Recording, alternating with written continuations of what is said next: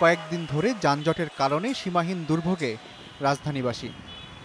ঢাকার প্রধান প্রধান সড়ক ঘুরে দেখা গেছে মূল সড়কে ব্যাটারি চালিত অটোরিকশার দৌরাত্ম্য, উল্টো পথে গাড়ি চলাচল, বিভিন্ন শ্রেণী পেশার মানুষের নানা দাবিতে সড়ক অবরোধ, অপরিকল্পিত ইউটার্ন, ট্রাফিক পুলিশের নমনীয়তা এবং বদলিতে আসা নতুন পুলিশ কর্মকর্তাদের সবকিছু বুঝে ওঠার সময় লাগায় সড়কে বিশৃঙ্খলা চরমে পৌঁছেছে। রাজধানীর যানজটের অন্যতম প্রধান কারণ হচ্ছে গণপরিবহনে অপরিকল্পিতভাবে যাত্রী ওঠানো নামানো। এদের যেন নিয়ম মানার কোনো বালাই নেই বাস থামানোরও কোনো নির্দিষ্ট স্থান। ফলে প্রতিটি গুরুত্বপূর্ণ স্থানেই সৃষ্টি হচ্ছে যানজট। যাত্রী আমাদের উল্টাপাল্টা থাকে, তো যেখানে যাত্রী নিতে হয় এই জন্য আর কি গাড়ি উল্টাপাল্টা করে রাখা হয়, মানে নিয়ম বিশৃঙ্খলা সৃষ্টি নাই আর কি। আর নির্দিষ্ট কোনো জায়গা নেই, যেমন ওই যে ওইখানে জায়গা দিচ্ছে স্টপেজ বাস, ওখানে আমরা গাড়ি থামাচ্ছি না, যাত্রী এখানে গাড়ি থামাতে বলতেছে, ওখানে যাত্রী এইখানে থামতেছে না, যাত্রী এখানে। শিক্ষার্থী কিংবা কর্মজীবী গন্তব্যের জন্য বের হয়েই পড়ছেন ভয়াবহ যানজটে। অনেক সময় যানজটের ভয়াবহতা এতটাই তীব্র থাকে যে 10 থেকে 15 মিনিটের রাস্তা অতিক্রম করতে ঘণ্টাব্যাপী সময় লেগে যাচ্ছে। যানজটের জন্য সঠিক সময় দেখা গেল আমরা যখন অফিস থেকে বাসা থেকে অফিসে যাই তখন 1 ঘন্টা আধা ঘন্টা হাতে সময় নিয়ে অফিসে যাই, কারণ টাইম মতো যানজটের কারণে আমরা পৌঁছতে পারিনি। যানজটের কারণে তো কাজের সমস্যা হচ্ছে, এক জায়গায় গেলে আরেক জায়গায় যাওয়া যাচ্ছে না, টাইম নষ্ট হয়ে যাচ্ছে, একসঙ্গে একটা কাজ করতে যাই টাইম চলে যাচ্ছে, এইটাই জন্য যানজট রাস্তায় অনেক বেশি, প্রচুর জ্যাম। আমরা বনানী থেকে আসছি এবং যাইতেছি, রাস্তায় অনেক যানজট। আমাদের তো অনেক কষ্ট হচ্ছে, আমরা তো টাইম মতো পৌঁছাইতে পারি না, টাইম মতো আসতে পারতেছি না।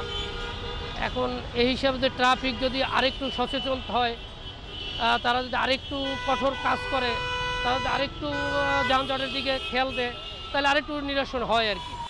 সড়কে ব্যক্তিগত গাড়ির চলাচল যানজট সৃষ্টির আরও একটি কারণ।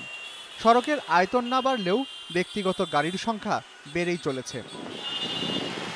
আওয়ামী লীগ সরকারের পতন পরবর্তী সময়ে বিভিন্ন দাবিতে সড়ক অবরোধ ও মিছিল করছে বিভিন্ন শ্রেণী পেশার মানুষ। ফলে সৃষ্টি হচ্ছে তীব্র যানজটের, ভোগান্তিতে সড়কে চলাচলকারীরা। এই যানজট থেকে মুক্তির পথ কোথায়? প্রশ্ন ছিল বুয়েটের অ্যাক্সিডেন্ট রিসার্চ ইনস্টিটিউটের সহকারী অধ্যাপক কাজী মোহাম্মদ সাইফুন নেওয়াজের কাছে। আমাদেরকে গণপরিবহন বান্ধব একটা শহর করতে হবে যদি আমরা ঢাকা শহর থেকে যানজটকে কমাতে চাই।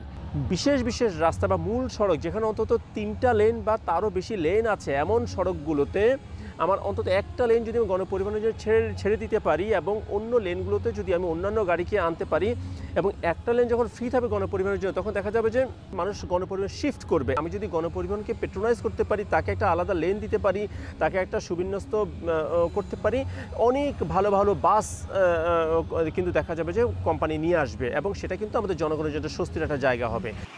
সড়কের শৃঙ্খলা ও যানজট নিয়ন্ত্রণে কাজ করে ট্রাফিক পুলিশ। 5 আগস্টের পর কয়েকদিন সড়কে ছিল না পুলিশের এই ইউনিট। পরে তারা কাজে ফিরলেও নমনীয় আচরণের কারণে সড়কের বিশৃঙ্খলা স্পষ্ট হয়। সড়কে শৃঙ্খলা আনতে কিছুটা সময় লাগবে বলে জানিয়েছেন ঢাকা মহানগরের অতিরিক্ত পুলিশ কমিশনার খন্দকার নাজমুল হোসেন।